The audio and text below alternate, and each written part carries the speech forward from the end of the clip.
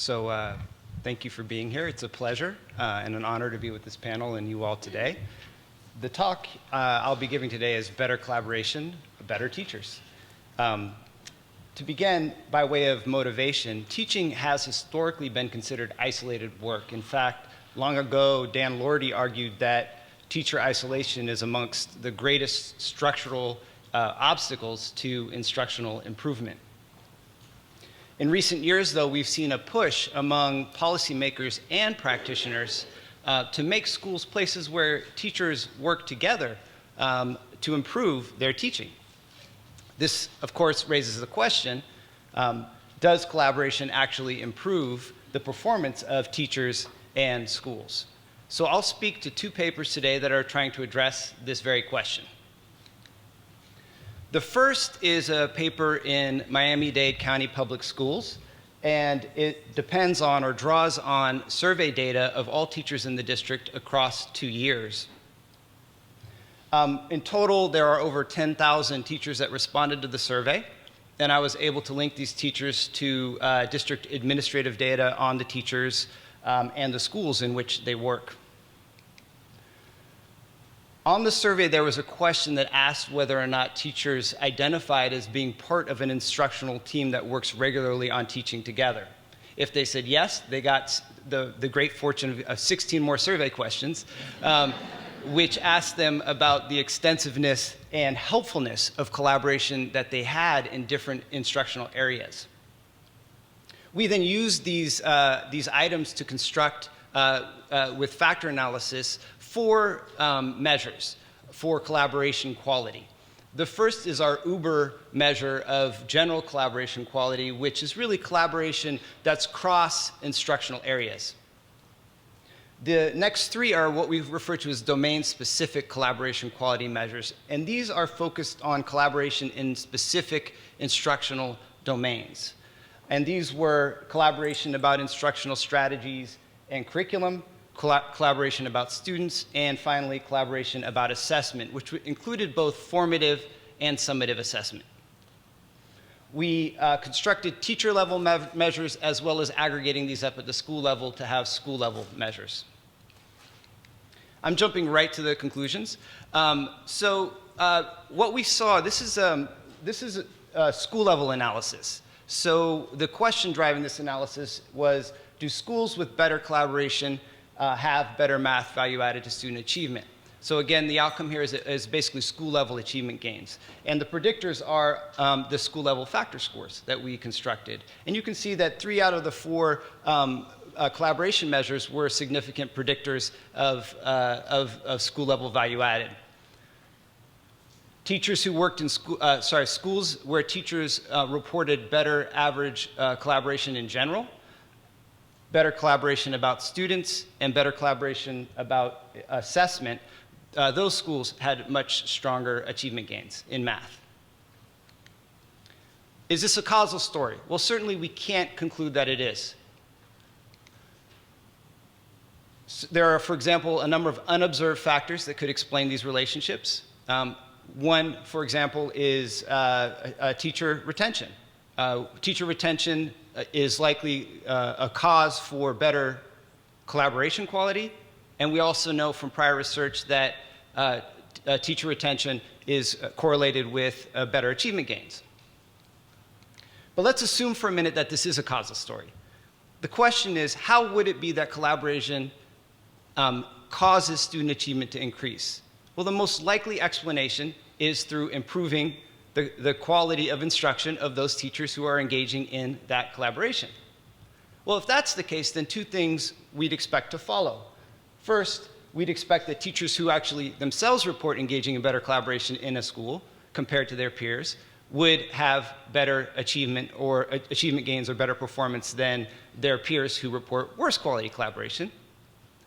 And secondly, we'd expect that teachers would improve at faster rates if they work in schools with better collaboration quality. So we tested both of these, and I'll show you in the next 2 slides. We find some evidence to support both points. There's a lot of information. The question driving the analysis here is, does the quality of a teacher's own collaboration or that of her colleagues predict her effectiveness at raising student achievement in math. Here, the outcome is a teacher-level value-added score as opposed to a school-level value-added score in the last set of models. And these are two-level, multi-level models with teachers nested in schools. And the predictors of interest to us here are both the teacher-level factor scores as well as the school-level measures. The teacher-level ones are centered at the school mean, and the school ones are centered at the grand mean. For the purpose of this talk, we're just going to focus on the teacher-level measures. And what we see here is that at the very top, there's some evidence that teachers who report engaging in better collaboration quality than peers in the same school have somewhat better math achievement gains. It's significant at only the 0.1 level, but we believe the magnitude of the point estimate to be meaningful. The next two teacher-level measures are not predictive, but the final one is statistically significant, and that is teachers who engage reporting in better collaboration around assessment than their peers in the same school also have better achievement gains.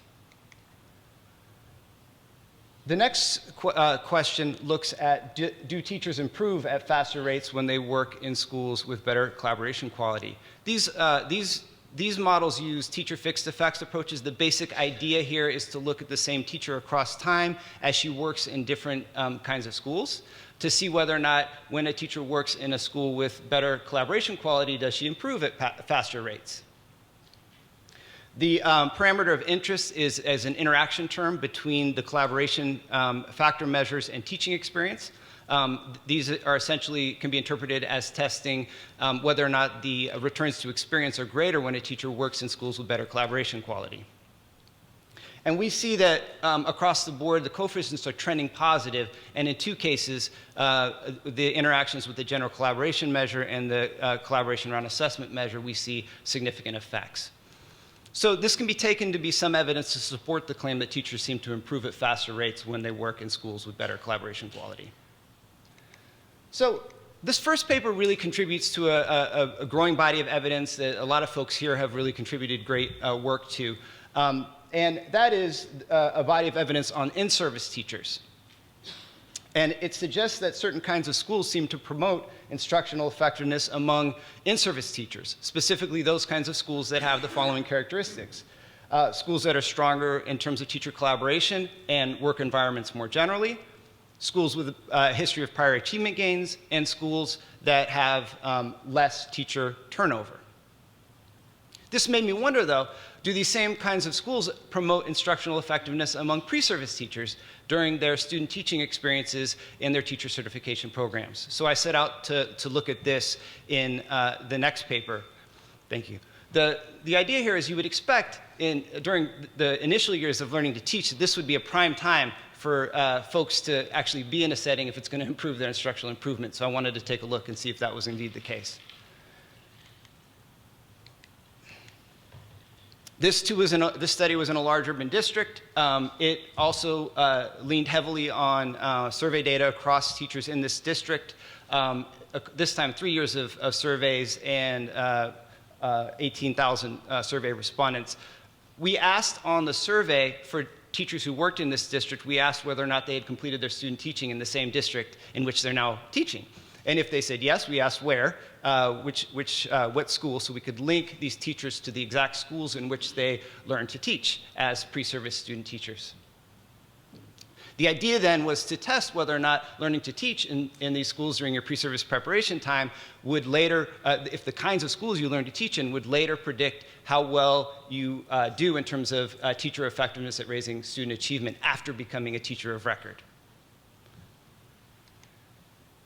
And what we see here is the center row here is the one that's most relevant to today's talk, and that is that we found evidence that teachers who learn to teach in schools with better average collaboration quality, and this is much like the general collaboration measure I used in the prior paper, that they went on after becoming teacher of record to have much better value added to student achievement in math. We found some evidence that teachers who learn to teach in schools with a prior history of math achievement gains, as well as in schools with less teacher churn, that those schools those teachers also had better value added to student achievement effects, but the effects weren't quite as strong. In conclusion, bringing this together, a conclusion is that teachers who learn to teach in sort of better functioning schools, and here I'm operationalizing better functioning in schools that have stronger collaboration, a history of prior achievement gains, and to a lesser degree, better teacher retention, that those teachers actually had better performance. Interestingly, I found, though, that these same kinds of schools were actually much less likely to be used in the district as field placement schools to train our next generation of teachers.